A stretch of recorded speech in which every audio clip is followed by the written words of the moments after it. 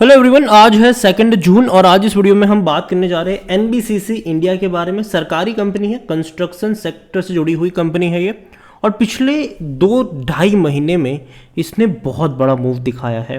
Video में बातचीत करेंगे एनबीसीसी इंडिया के बारे में कि यहाँ पर चल क्या रहा है और अभी भी ये और बड़ी रफ्तार की तरफ जा सकता है कि नहीं, कहाँ पर सपोर्ट है, कहाँ पर रेजिस्टेंस है, वो सारी चीज़ों के बारे में हम यहाँ पर बातचीत करेंगे। लेकिन उससे पहले अगर आपने अभी तक चैनल को सब्सक्राइब नहीं किया है तो प्लीज़ अभी इसे सब्सक्राइब कर लीजिए, क्योंकि आगे भी बहुत सारे वीडियोस हैं जो आपको काफ़ी ज़्यादा हेल्प करेंगे।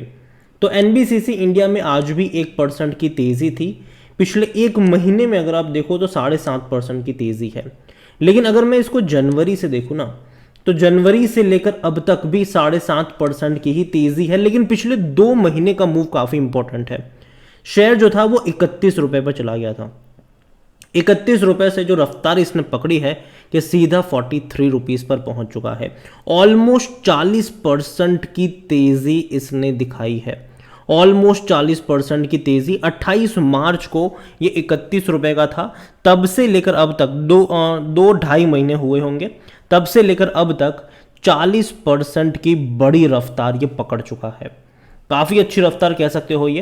पिछले एक साल की अगर हम बात करने जाए तो इससे पहले भी जब ये 42-43 रुपीज़ की रेंज में गया था और तेज़ी भी बनी थी, कुछ ऐसा ही मूव था। अगर आप देखोगे तो 30 रुपये का शेयर था, ऐसी ही तेज़ी बनी थी और 40 रुपये से ऊपर शेयर गया था। बाद में एक करेक्शन हमें देखने को मिला था।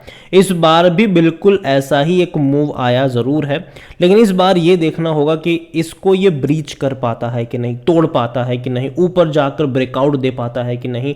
अगर ऐसा हो जाता है तो अच्छी बात है, लेकिन अगर नहीं होता तो वापस आप एक करेक्शन देख सकते हो यहाँ पर। तो ये जो लेवल है, जिस लेवल पर ये अभी ये ट्रेड कर रहे हैं वो इंपॉर्टेंट है। अगर आप मेरे चैनल को रेगुलर फॉलो कर रहे हो, जब भी आपको मिल रहा था 35 के नीचे, कई सारे मेरे वीडियोस थे कि अगर आपको रिस्क लेना है तो 30 से 35 रुपए का जो रेंज है वहां पर आप बाई कर सकते हो। लेकिन मैं अभी इसको इस रेंज पर खरीदारी करना मेरे हिसाब से थोड़ा सा रिस्की रहेगा। मुझे लगता है कि जब तक इसको सक्सेसफुली ब्रीच नहीं करता तब तक रिस्क नहीं लेना चाहिए, और हो सकता है कि यहाँ से करेक्शन भी देखने को मिल जाए, जो कि पहले भी देखने को मिला था। पिछले 5 साल का अगर आप ग्राफ देखोगे तो पिछले 5 साल के ग्राफ में आप देख सकते हो कि ये शेयर तो था ना, पहले भी बड़े ब्रेकआउट्स दिखा चुका है। 50 के करीब पहुंचा, वापस गिर गया, वापस तेज़ी बनी, 55 के करीब गया, वापस गिरा, वापस तेज़ी बनी, वापस 55 पर आया, वापस बड़ा करेक्शन देखने को मिला, अब वापस कोशिश करी, वापस गिरा, वापस तेज़ी दिखा रहा है। तो देखा जाए तो ग्राफ काफ़ी इंटरेस्टिंग है और जिस लेवल पर ट्रेड कर रहा है वो लेवल भी काफ़ी इंपॉर्टेंट है। अगर इसको तोड़ देता है ये, अगर ये 43-44 के लेवल को तोड़ देता है तो अगला लेवल 50 का देखने को मिल सकता है। लेकिन अगर ये नहीं तोड़ पाएगा तो वापस मुझे लगता है कि ये शायद 35 मतलब 40 मतलब 35 से 40 के बीच में भी जा सकता है, अगर नहीं तोड़ पाता है तो। ये दोनों पॉसिबिलिटीज़ हैं। देखो, एनबीसीसी इंडिया सरकारी कंपनी है और वॉल्यूम बहुत बड़ी क्वांटिटी में ट्रेड हो रहे हैं। 2 करोड़ से भी ज़्यादा के वॉल्यूम्स हमें नज़र आ रहे हैं। यहाँ पर अच्छी खासी क्वांटिटी में शेयर ट्रेड हुए हैं।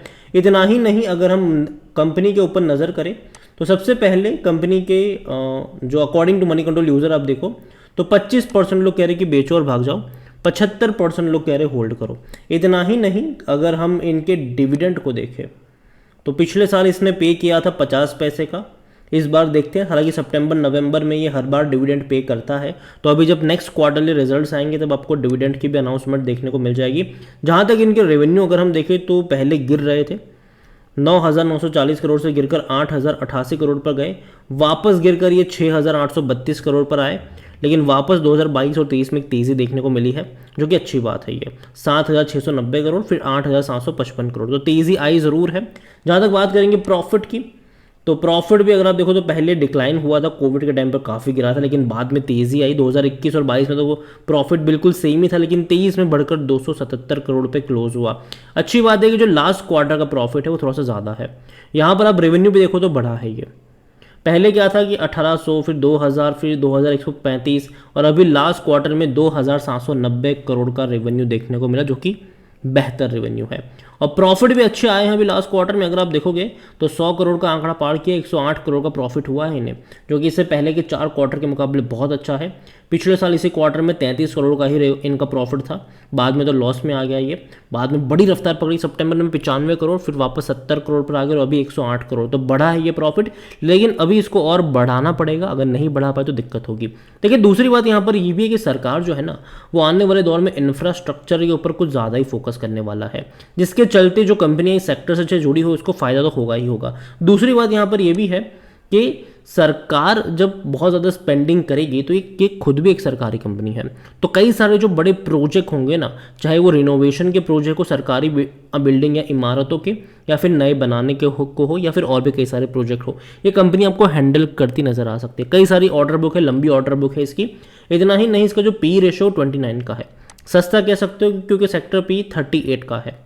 कोई भी एनालिस्ट हालांकि खरीदारी करने की बात नहीं कर रहे, रीज़न यही है कि जिस रेंज पर है वो रेंज थोड़ा सा अटपटा है, मतलब कि थोड़ा सा मुश्किल है। यहाँ पर अगर हम बात करें तो 61.75% लोग की होल्डिंग जो है वो प्रमोटर लेकर बैठे हैं।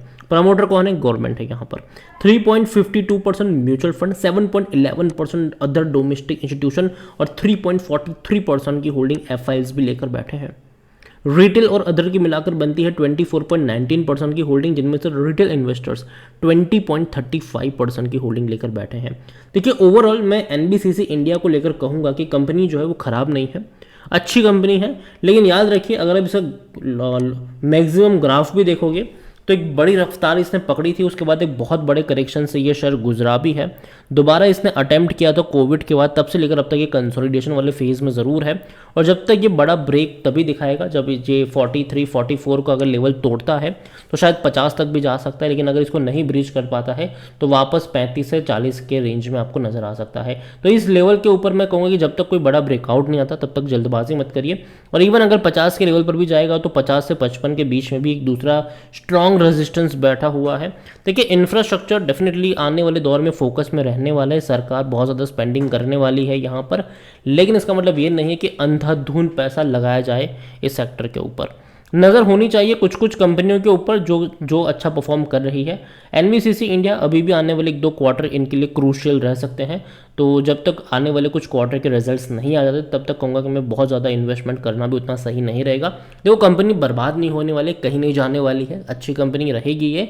लेकिन दिक्कत ये है ना कि कभी कभी एक बहुत बड़ा प्रॉफिट दिखा देती है, फिर बाद में एक बहुत बड़ा लॉस भी दिखा देती है। तो ये प्रॉब्लम रहती है इसके साथ कि बड़ा प्रॉफिट कमा लिया फिर वापस डिक्लाइन आ गया तो शेयर प्राइस भी उस तरीके से रिएक्ट कर लेता है। तो हर क्वार्टर में इसके ऊपर नज़र होनी चाहिए। ऐसा ज़रूरी नहीं है कि आज जब मैं ये बात कर रहा हूँ तो कल को भी यही बात रहेगी। अगर कुछ चीज़ें चेंज होती है तो भैया फंडामेंटल्स भी चेंज हो जाते हैं इसके। तो यही कहूँगा आपसे कि हर क्वार्टर में ट्रैक करना ज़रूरी है। खरीद के भूलने वाला टाइम चला गया। वो कुछ कंपनियों के लिए रहता है, जो कंपनियां फंडामेंटली बहुत ज़्यादा स्ट्रांग रहती है, साउंड होती है, वहाँ पे ये आप कर सकते हो। लेकिन जो कंपनी उतनी ज़्यादा स्ट्रांग नहीं होती, ना ही उतनी ज़्यादा वीक होती है, वहाँ पर आपको एवरी क्वार्टर ऑब्जर्व करना पड़ता है। तो यही कहूँगा मैं आपसे कि जल्दबाजी मत करिएगा यहाँ पर खरीदारी को लेकर। है तो रखे रहो, अगर इस लेवल को तोड़कर आगे निकलता है तो 50 तक के भी टारगेट देखने को मिल सकते हैं। लेकिन जहाँ तक बात है फ्रेश बाइंग की, तो जल्दबाजी मत करना खरीदारी को लेकर, क्योंकि अभी भी मुझे लगता है कि थोड़ा बहुत करेक्शन शायद बन सकता है अगर इसको नहीं तोड़ पाता है तो। बाकी मर्जी आपकी है। वीडियो को यहीं पर एंड करूँगा। उसके अलावा एक और प्राइवेट कंपनी है एनसीसी लिमिटेड। इसने भैया पिछले 1 महीने में आग पकड़ी हुई है। आप देखिए, यहाँ पर 102 रुपये का था, ये एक हफ्ते में तेज़ी आई है एक्चुअली में देखा जाए तो। 2 रुपये का 102 रुपये का था, वहाँ से 128 पे चला गया। तो ऑलमोस्ट 20% की तेज़ी इसने दिखाई है। 20 से 25% की तेज़ी इसने दिखा दी, 25% की टू बी प्रिसाइज। तो काफ़ी बड़ी रफ्तार है। और अगर आप चाहते हैं कि मैं इसके ऊपर भी एक डिटेल वीडियो बनाऊं तो कमेंट में एनसीसी लिमिटेड लिखिएगा। जितनी ज़्यादा कमेंट आएगी उतना जल्दी वीडियो आएगा। वीडियो को एंड करूँगा, पसंद आया हो तो लाइक करो, शेयर करें। चैनल अगर पहली बार आए हैं तो प्लीज़ सब्सक्राइब करें। और एनबीसीसी इंडिया जिसके बारे में भी आप क्या सोचते हैं वो भी आप मुझे कमेंट में लिख के बता सकते हैं। Thank you.